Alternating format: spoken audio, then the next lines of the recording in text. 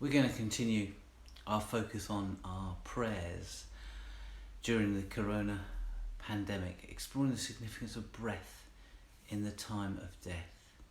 Today we're going to reflect on Ezekiel in the valley of the dry bones, standing in a place of death and devastation, confronting a situation of total despair with nothing but the word of the Lord. The Lord said to me, "Prophesy to the breath, prophesy, Son of Man, and say to it, this is what the Sovereign Lord says. Come, breath, from the four winds, and breathe into these slain, that they may live." So I prophesied as he commanded me, and breath entered them. They came to life and stood up on their feet, a vast army. Then he said to me, "Son of man, these bones are the people of Israel. They say, our bones are dried up and our hope is gone. We are cut off. Therefore prophesy and say to them, this is what the Sovereign Lord says. My people, I'm going to open your graves and bring you up from them. I will bring you back to the land of Israel. Then you, my people, will know that I am the Lord, when I open your graves and bring you up from them. I will put my spirit in you and you will live, and I will settle you in your own land. Then you will know that I, the Lord, have spoken and have done it, declares the Lord." Ezekiel 37, 9-14. We know that the coronavirus spreads extensively through coughing, sneezing and breathing, and that it attacks the lungs.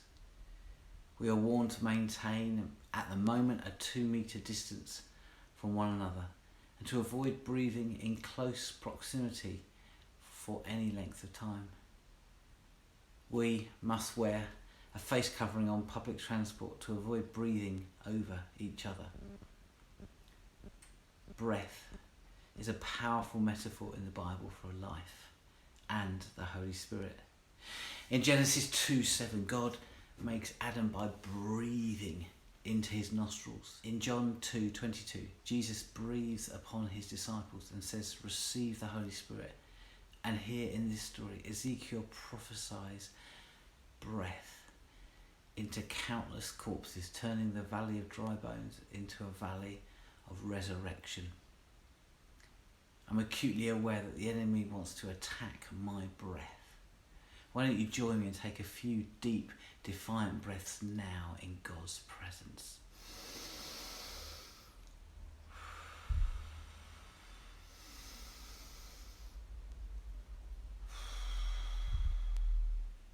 And as you do,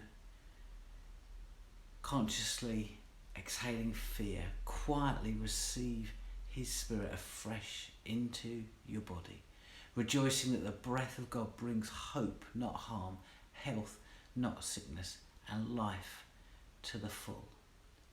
Today we're going to pray for those in our local hospital right now using ventilators, for those desperately needing ventilators, and for those who are having to wear personal protection equipment to be able to carry out their job.